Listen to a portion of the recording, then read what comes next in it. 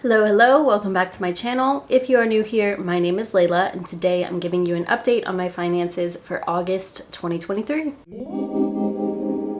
First, I want to start with a couple of updates. So the first major update, which I have talked about quite a few times now, but it's still such a major update and just very, very exciting, is that I am now completely debt-free, which is very, very exciting. I went live for this, as many of y'all know, and I am so grateful for all of you who were able to join, and even just the people watching after the fact and leaving congratulations and stuff. I really, really appreciate it.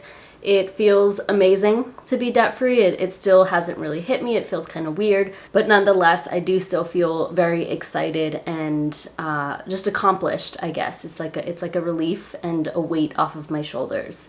So yeah, for me, that's a really big update because I literally took $36,000 of cash and dumped it onto all of my debt before any of the interest was able to accrue, and now I don't have to worry about that. A couple of smaller random updates. One would be that I received a bonus from opening a checking account a few months ago. I received a promo. Was it a promo? Yes, I received a promo in the mail from Fifth Third Bank, or 53.com, to open a checking account, set up some direct deposit, and they would give me $450. I did receive that. I will also be sharing my other extra income in my usual income report video, but that is one thing that's exciting because that's one of my favorite ways to make basically passive income. And then I received a promo from Regions Bank to open a checking account and receive a $400 bonus. So I did go ahead and open that checking account as well, set up the direct deposit. I've already completed the steps in order to get paid out for that. I actually ended up calling them just to confirm that everything was set up properly, because in the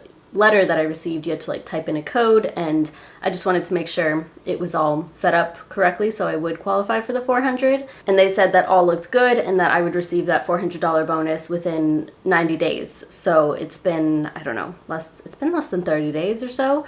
So not too worried about it. I should be getting that within the next couple of months. And yeah, that's very exciting and easy. $850 just by opening some checking accounts. If you are somebody who works at a place that allows you to set up multiple bank accounts, like you have direct deposit going to a bank and you're able to put in different banking accounts like I am with my company, then it's definitely a great way to earn a little bit of extra cash if you're open to just following the rules of the bank. Like, just make sure you read the fine print to avoid any fees. That's really it for updates. I do want to talk about the one financial goal that I set for August, and that was to put $2,000 to my furniture fund, and I did not do that. You'll see that it's actually much, much smaller, and this is because I spent more money than I expected to in a few areas, which we will go through. And then in the final week of the month, I was traveling and I got paid, and I wasn't able to move that money around while I was traveling, so I did it when I got back, and that was in September. I've actually already completed my furniture fund now, so I finished that early on in September, and I did mention that in my Transfer Tuesday video earlier this week. So I was actually able to finish that out early on in the month, but it didn't happen in August, but that's okay. But now I'm gonna pop up my income, and then after that we will go through all of my expenses for August. All right, so this is coming from a spreadsheet. If you're interested in this spreadsheet, it's very simple for you to track your income, track your budget and expenses. I have this link down below and you can get it for free. Work income is $4,051.74 per usual. I am a Salesforce consultant, and this is my net income. Business income, this is gross earnings, $2,532.90. This is actually the lowest amount that I've seen all year. And I know that this isn't too low. It's not that bad, but compared to all the other months, it was a little bit disappointing. And I mean, so far September is already looking better, but I don't want this to dip below 3,000. Like, ideally I would be earning like 5,000 a month from my business, but I'm just not there yet. But that's what I am working toward. But still, 2,500 is a great number because it allows me to save and invest. Extra income, this is also gross earnings. Had a good month here, so $1,160.95. So I had over $7,700 to work with as far as spending goes. And then I did pull some money from my sinking funds, and that was $305, and I will talk about where that comes in as I go through my spending. But altogether, over $8,050 to work with for the month. Now we're going to run through my spending. So everything you're seeing now is what I budgeted for August. The blue section are my sinking funds. First up would be my taxes sinking funds. This is money that I set aside for my quarterly estimated taxes that I have to pay for my business. I budgeted $600, ended up doing $400 just because I spent so much on expenses. Just in general this year, it's been so much more, so I realized I don't need to save as much. Furniture / home sinking fund, I only put $105.20. Like I said, not much there, but I did add much more in September. Gift sinking fund, that is $75. Car maintenance, $100. Car insurance is $100. And then beauty, I actually did $0. And that's because I had a procedure in August that I pulled from this, and that's where the sinking funds came in. So I figured I would just stop contributing to that for August and then turn it back on in September. Next is my brokerage account, and I budgeted $100 and I did contribute $100. Donate, I budgeted $100. I did donate $100. House and utilities, I budgeted $1,127.60. Ended up being a little bit less, $1,123. We got our, which one was it? The water and sewage bill, and that was a little bit lower than I anticipated. Household, I budgeted $100.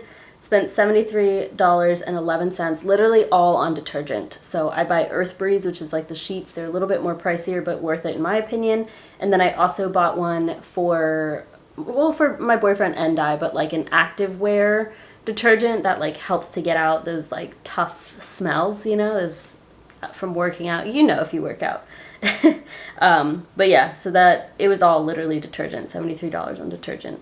Groceries, I budgeted $400. I did go over budget here at $463.10. For some reason, I thought I went higher, so that's not too bad. We did do a little bit of grocery shopping in Costa Rica, and honestly, Costa Rica is pretty expensive. Like, it's basically the same as what I would spend here, or I would say a little bit more. So that's kind of where the overflow came in. I also bought more food because of like, when before traveling, you want to like make sandwiches or whatever the case may be for how you like to fly. When we fly, we like to make some sort of breakfast to take with us. Just ended up buying some additional stuff that I don't usually purchase. Food out, I budgeted $150. I went higher here because I knew we were traveling. I didn't go over budget. Okay, so I spent $141.03, so under budget by almost $9. So that's good. And we went out to eat every day in Costa Rica, almost like twice a day. Obviously, my boyfriend paid for a lot of it, but I paid for some as well just because, it really adds up if it's just one person paying. So not too bad. I'm glad I stayed under budget there. Gas for my car, I budgeted $100, ended up just doing $39.43. I didn't end up paying for any gas while we were in Costa Rica. My boyfriend paid both times. Health and beauty, I budgeted $1,200. And ended up spending $1,305.76. I did get my second mirror dry treatment. So this is a procedure that for people who have hyperhidrosis or just want to eliminate underarm sweating. I'm very glad I did it. And this time it has worked much, much better. So worth it to me. That was $950. And like I said, I pulled $305 from my sinking funds, and that was the beauty sinking fund. And so I just depleted that. And obviously I didn't have enough to cover everything, but at least there was a little bit saved up. I also purchased vitamins, a hairbrush, a hook massager, those like S-shaped massager things that you can like get to pressure points. I had a migraine that day, and I just like kept trying to do this myself, and then I was like, what, every time I have a migraine, I wish I had that thing.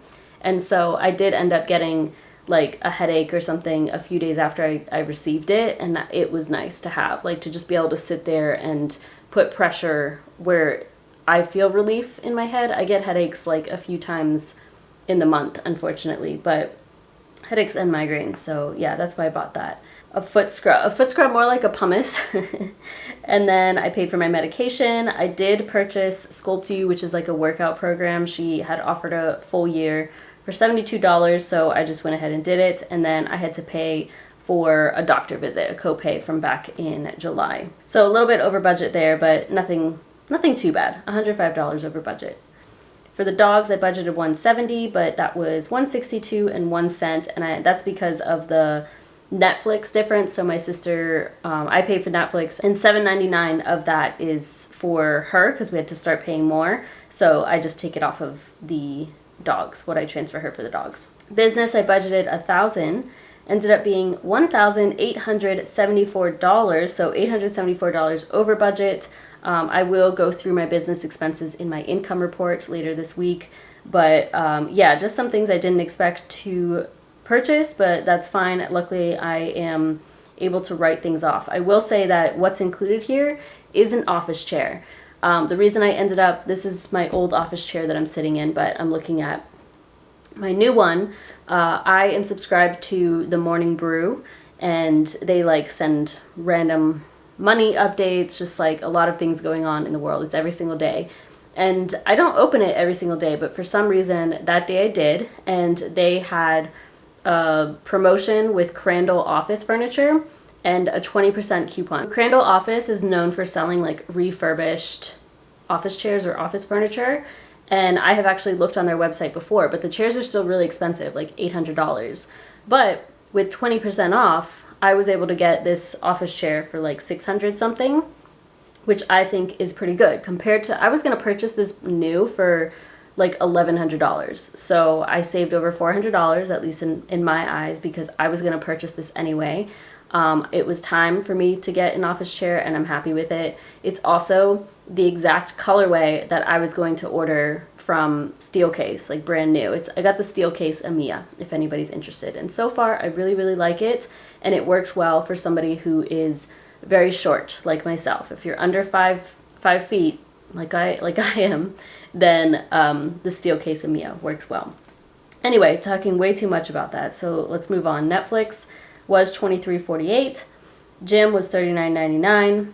Travel, this was the rest of the Airbnb, the second half of the Airbnb, and that was $585.60. But I was able to use my credit card points to completely cover that. The whole Airbnb was covered by Capital One Venture X. I've never done that before, so it was very exciting. Over $1,100, completely covered by credit card points. Parking, I budgeted $10, that ended up being $6. And then I paid for a 5K race that I am doing this month in September. I budgeted $35, that ended up being $33.25. And then the final thing that I did not budget for is a baseball game / parking, and that was $30. So a few months ago, like before April, my sister and I purchased baseball tickets to go to an Atlanta versus Yankees game because my dad is a huge Yankees fan, and whenever they come to Atlanta, we usually always go to a game. So we bought that for his birthday. We also got it for ourselves, my sister's boyfriend, and my stepmom. My stepmom ended up not going, so Sebastian came. He didn't want to go initially. So yeah, because of that, I covered some of his fee because I hadn't paid for it before. But basically, this is like the parking. Altogether, I spent $6,880 if we round that up. And then if we exclude my savings, investments, including my business expenses, I spent about $4,300. So running a little bit hot there, but that is okay. As you can see, I had quite a bit of money left over if you subtract my expenses from my income, but that's really because I let the money stay in my checking account from my final paycheck, and that moved into September, and I transferred it all to my furniture fund. But overall, looking pretty good for August. Now we're going to hop over to my yearly tracker, and I'm going to talk about my savings, investments, and net worth. First up would be my savings. This is all with Marcus by Goldman Sachs, my high yield savings account. I do have my referral down below. And these are the numbers on basically the final day of the month after the interest has accrued. So in my tax sinking fund, $1,610.41. In my emergency fund, $12,076.24. That I didn't add anything to that, but it grew because of the interest, of course. And something before I move on, I frequently get asked if I am able to separate these funds out within Marcus, or if I'm just like having to track these manually. No, you are able to open multiple accounts within Marcus, and it falls under one umbrella account. And you can literally like name them what you want to. You can change the names if necessary, and you can keep them all separate, and that's how I'm able to keep track of everything. So I literally have like 10, 11 sinking funds with Marcus, and that's how I keep it all organized. They all earn the same amount of interest. Okay. Gift sinking fund is at $7.11.29. Travel, I didn't add anything to. That's at $4.23. Car maintenance, $2,504.81. Car insurance, $303.58. Beauty, like I said, I depleted that, so that's at 33 cents. Sabbatical, didn't add anything, $14.69. House down payment, didn't add anything, so $101.42. And then furniture, I didn't add too much, so that's at $4,618.25. I had also transferred some money from my student loan debt savings, the interest that accrued in that. I had moved it over in the month to my furniture fund, but I didn't account for that in my spending, just because I didn't count that as like income. I don't know, sometimes I just track things differently here and there. And then student loan debt savings had $160.08 by the end of the month, because I completely I depleted the $36,000, and then the interest came through, so that's where the $160 came in, and plus I had a little bit over $36,000 just so I had a cushion in case. I don't know why I did that. I had transferred a little bit more to it so that it would have more than 36 before I paid it down. But I ended up moving that $160 over to my furniture fund in September though. So altogether, I have over $22,100 in my savings. It is kind of sad to see that big drop. Like last month I had over $57,000, but I know it went to a good thing, and it's, still helping me. I talked about this when I went live for paying down my student loans, but honestly, financially, it makes more sense to keep the student loan debt. And so I'm not suggesting that for other people per se, but it was hard to make that decision to just go ahead and pay it down. Like I knew I was going to do it, but I was thinking about it, and if I just made the minimum payment on my student loan debt, which the interest rates were below 5%, the ones I had left were below 5%. They were like 4.3, I think was the highest. If I just paid the minimum, which was like $127 per month, basically nothing, I could have pulled that slowly from my student loan debt savings, and if I kept $36,000 in my high yield savings account, and it would decrease a little bit every month because if I were to pull from it, however, it gains a decent amount of interest. I would be making more in interest from Marcus than I would be paying in interest on my student loan debt. So it would be like probably like a $50 to $60 gap, the difference, and I would have profited to continue to have debt. But I just want it to be completely debt-free, and that's like a personal choice. I need to respond to that comment, but somebody asked, like, they aren't sure if they want to just pay it down because, they could make money off of their debt, but it's just a personal choice. Like, I knew I wanted to be done and over with my student loans. Next would be my investments. So my Roth IRA went down 2% to $23,106.42. Obviously, I didn't add anything to it, so this is just the stock market going down. 401k is up 6.3% at $13,849.55. I have almost, is it 900? Yeah, over $900 goes to my 401k each month because of what I put in and then my company match.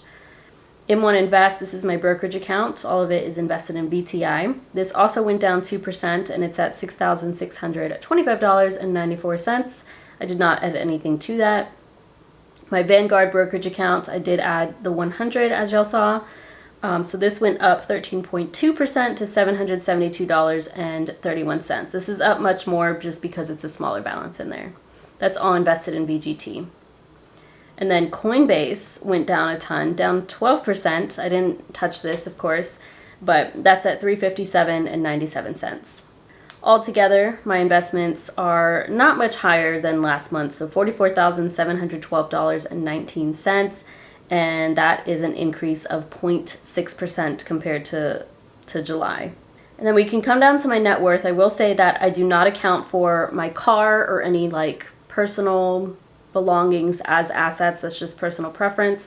I also exclude my tax savings from my net worth, and then I include the final balance in my checking account. So you can see that I popped that on here. It was a little bit higher just because I didn't touch that money until it was September. Total assets, $67,519.08.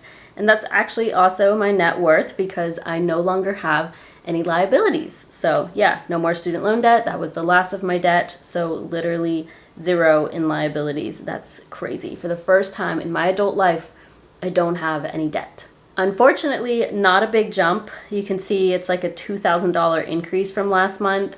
So that was kind of a bummer to see, but I really can't control that. I continued my investing, I didn't save as much. That's probably part of the problem. I didn't make as much either. But at least it was still in the right direction, still going up. And I am hopeful that this will grow quite a bit for the rest of the year. And I mean, even beyond that, like I have decades to work with this. So still very, very grateful for where this is at. You can see my tracker here for 2023, and then I have it for all of 2021 through so far in 2023. Final number to share here would be my Vantage score. It dropped a little bit. It went down to 801. I think this is because my credit card had a balance on it, but at the time the statement credit went through, so I'm always at like a 0% credit card utilization rate. So even if it's like $100 is reported, it like drops my credit score, which is so annoying. But luckily I'm still in the 800s. It really doesn't matter too much, but I think it's kind of cool to be in the 800s. Okay, and final thing to go through would be my goal tracker, one of my favorite sheets. I actually have this for sale on my Etsy shop if you're interested. These are the goals that I have set for 2023. Some of them I've already achieved. So debt-free for August. It's like, this one is really just ignore it, but I had taken money out because I put it toward my furniture fund, so that's why it's negative.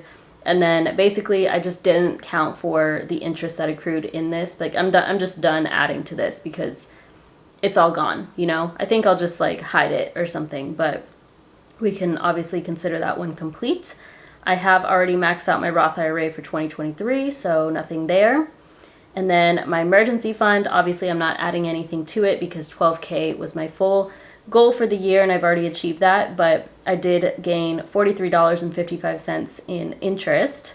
So I'm just gonna keep that and let it grow. Furniture fund, like I said, I only added a little bit, but also I transferred money from my student loan debt savings. So that was an addition of $261.45 and about 77% of the way funded, but that is complete as of now. 100K net worth. My increase was only 1,800 actually, so not even 2,000. So we are obviously 67.5% of the way to 100K. I don't know if I will reach that. I probably won't reach that in 2023, but that is okay. 100K of gross income. So for August, my gross income from everything, my full-time job, my side hustles, and my extra income, $9,573.85. This is one of the lower amounts, but that's okay. It's still really good. So I am 86.4% of the way there. I am confident that I will reach this goal, which is very exciting. I have never made more than $100,000, so I'm very much looking forward to that. And then hopefully I can continue into 2024 and increase it actually. 30,000 from business income. So in August, I said I made about $2,533. This is getting me close to the 30K mark, so I'm almost 96% of the way to 30K. I will reach this by September, so I think for 2023, I'll probably make about 40,000 from my business, which is very exciting. The most I've made was last year, and that was about 22,000 or so, 23,000, which is still pretty good. But to be able to double that is very exciting. And then final goal that I am tracking is to spend less than $50,000, and this is excluding my savings, my investments, and now excluding my business investments or like my business expenses, because that's kind of an investment itself. So like I said, for August, it was a little bit high at $4,336. So we are 58.5% of the way through this. I think I should be okay though. I think I'll be able to stay under 50,000, which is really good and promising. The main priority for me is just, I'm doing a low spend year, no spend year. So as long as I'm not like purchasing personal items or random crazy things, then I am happy. That's the whole point. And yeah, so far looking pretty good. So that is everything for August. Overall, I would say it was a very exciting and great month. I did make a little bit of a lower income, but to be able to be completely debt-free and, still make some progress even if the market was down, even if I wasn't able to save as much, is really exciting. And I'm very much looking forward to the final few months of 2023.